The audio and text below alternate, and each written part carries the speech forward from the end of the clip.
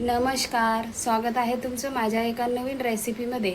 आज आपण इडली आणि डोसासोबत खाण्यासाठी नारळाची चटणी करणार आहोत। माझी रेसिपी स्किप न करता पूर्ण बघा, लाईक, शेअर आणि सबस्क्राईब करा। नारळाची चटणी बनवण्यासाठी इथे एक नारळ फोडून घेतलेला आहे, शेंगदाणे 2 चमचा, दालवा 2 चमचा, हिरवी मिरची 8-10 घेतलेली आहे, कोथिंबीर अर्धी वाटी, लसूण 7-8 पाकळ्या,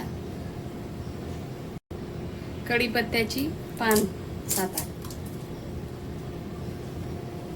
मीठ 1 चमचा। थोडं पाणी टाकून मिक्सर मधून वाटून घेऊया।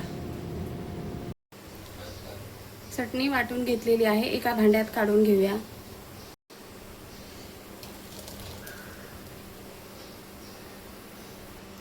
आपण आता तडका देऊया चटणीला।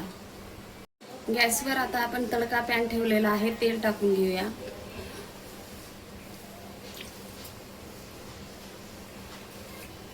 एक चमचा मोहरी टाकूया,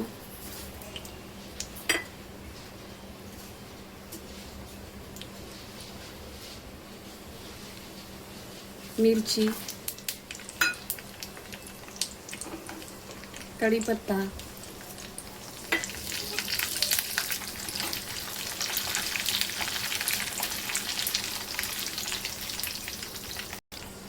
कोथिंबीर टाकूया थोडी।